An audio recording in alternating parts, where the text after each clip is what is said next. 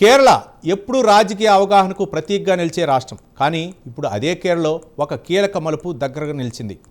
10 ఏళ్లుగా అధికారంలో ఉన్న ప్రభుత్వం మళ్లీ ప్రజల నమ్మకాన్ని గెలుచుకుంటుందా, లేక మార్పు కోసం ఓటర్ తీర్పు చెప్పబోతున్నాడా?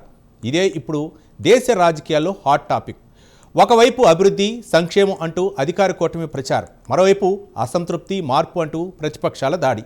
ఈ మధ్యలో నిలబడి ఉన్న ఓటర్ మైండ్ సెట్ను అంచనా వేయడానికి వచ్చిన ఫ్రీ పోల్స్ సర్వే ఇప్పుడు పెద్ద చర్చకు దారితీసింది. సంఖ్యలు చెబుతున్న కథ ఒకటి, క్షేత్రస్థాయిలో వినిపిస్తున్న స్వరం మరొకటి. ఈ రెండిటి మధ్య అసలు నిజం ఏది? కేరళలో గాలి ఏ దిశగా వీస్తోంది? 2026 ఎన్నికల ముందు రాజకీయ సమీకరణలు ఎలా మారుతున్నాయి? ఈ స్టోరీలో చూద్దాం.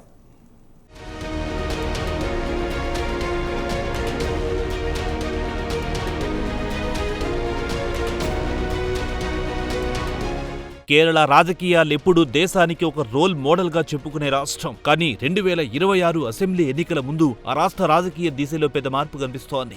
10 ఏళ్లుగా అధికారంలో ఉన్న ప్రభుత్వం మళ్లీ అధికారాన్ని నిలబెట్టుకుంటుందా, లేక ప్రజలు మార్పుకు మొగ్గు చూపుతున్నారా అన్న ప్రశ్నల మధ్య తాజాగా బయటకొచ్చిన ప్రీ పోల్ సర్వే ఫలితాలు రాజకీయ సమీకరణాలను పూర్తిగా కుదిపేస్తున్నాయి. రాష్ట్రంలోని 140 నియోజకవర్గాల్లో ప్రజాభిప్రాయాన్ని అంచనా వేసేందుకు నిర్వహించిన సర్వే కేవలం సంఖ్యల సమాహారం మాత్రమే కాదు, ఓటర్ల మూడ్, అసంతృప్తి, మారుతున్న రాజకీయ దృక్పథాన్ని స్పష్టంగా చూపిస్తోంది. ఫిబ్రవరి నుంచి మార్చి వరకు వేల సంఖ్యలో నమూనాలు సేకరించి తర్వాత కీలక నియోజకవర్గాల్లో మరింత లోతుగా విశ్లేషించి రూపొందించిన ఈ నివేదిక కేరళ ఎన్నికల దిశను మార్చేంత ప్రభావాన్ని కలిగించేలా కనిపిస్తోంది.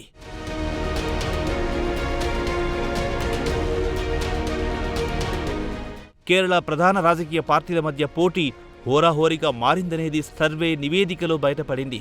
ఓట్ల శాతాన్ని పరిశీలిస్తే యూడీఎఫ్ కూటమి స్వల్ప ఆధిక్యంతో ముందంజలో ఉంది. సుమారు 41.5% ఓట్లతో యూడీఎఫ్ ముందుంటే ఎల్డీఎఫ్ కూటమి 39.5%తో రెండో స్థానంలో ఉంది.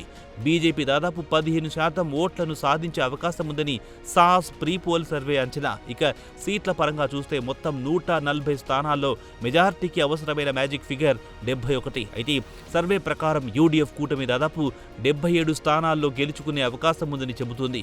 ఎల్డీఎఫ్ మాత్రం 58 స్థానాల మధ్య ఆగిపోతుందని అంచనా.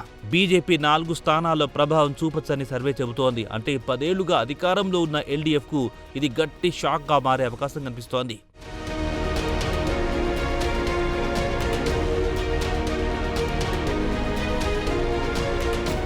ప్రాంతాల వారీగా చూస్తే కూడా ఈ మార్పు స్పష్టంగా కనిపిస్తోంది. ఉత్తర కేరళలో యూడీఎఫ్ స్పష్టమైన ఆధిక్యం సాధిస్తుందని అంచనా వేయగా, మధ్య కేరళలో కూడా అదే పరిస్థితి కొనసాగుతోంది. దక్షిణ కేరళలో మాత్రం ఇరు పార్టీల మధ్య హోరాహోరీగా ఉన్నప్పటికీ మొత్తంగా యూడీఎఫ్కి ఆధిక్యం వస్తుందనే అంచనాలు వెలువడ్డాయి. ముఖ్యంగా కొన్ని జిల్లాల్లో ఎల్డీఎఫ్లో అంతర్గత విభేదాలు తీవ్రంగా ఉండటం ప్రత్యర్థి పార్టీలకు లాభంగా మారుతున్నట్లు సర్వే చెబుతోంది. ఇక ఫలితాల వెనుక ఉన్న కారణాలు కూడా ఆసక్తికరంగానే ఉన్నాయి. ముఖ్యంగా విద్యార్థులు, రైతులు ప్రభుత్వంపై అసంతృప్తిగా ఉన్నట్లు సర్వే చెబుతోంది. పెరుగుతున్న ధరలు, నిరుద్యోగం, పారిశ్రామిక అభివృద్ధి లోపం వంటి అంశాలు ప్రజల్లో అసంతృప్తిని పెంచాయి. అవినీతి ఆరోపణలు, పాలనపై విమర్శలు కూడా అధికార పార్టీకి ప్రతికూలంగా మారుతున్నాయి. 10 ఏళ్ల పాలన తర్వాత సహజంగా వచ్చే యాంటీ ఇన్కంబెన్సీ కూడా ప్రభావం చూపుతోంది.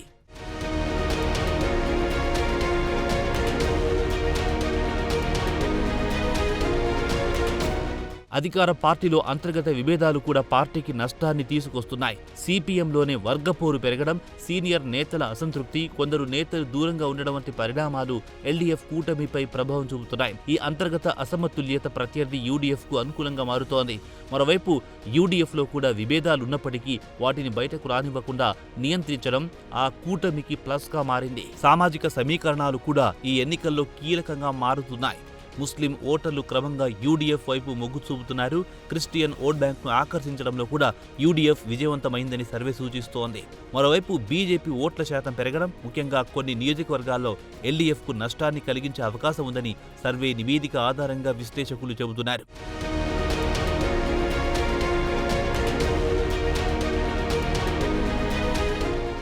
ఈ ఎన్నికల్లో మరో ఆసక్తికర అంశం భావోద్వేగ రాజకీయాలు, శబరిమల వంటి అంశాలు కమ్యూనల్ పోలరైజేషన్ ఓటర్లపై ప్రభావం చూపే అంశాలుగా మారాయి. అయితే ఈ అంశాలను ఎవరెంత సమర్థంగా వినియోగించుకుంటున్నారన్నదే ఫలితాలను నిర్ణయించే అవకాశం ఉంది. మొత్తానికి ఈ ప్రీ పోల్ సర్వే ఒక స్పష్టమైన సంకేతాన్నిస్తోంది.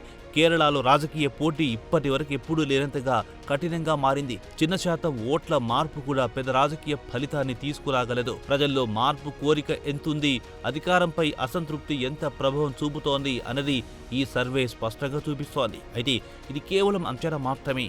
అసలు తీర్పు మాత్రం ఓటర్ చేతిలోనే ఉంది. సర్వేలు ఒక దిశను చూపుతాయి, కానీ చివరి నిర్ణయం పోలింగ్ బూత్లోనే తీసుకుంటారు. కేరళలో ఈసారి ఎవరి కథనం గెలుస్తుంది, ఎవరి పాలన కొనసాగుతుంది అన్నది మే నెలలోనే తేలనుంది.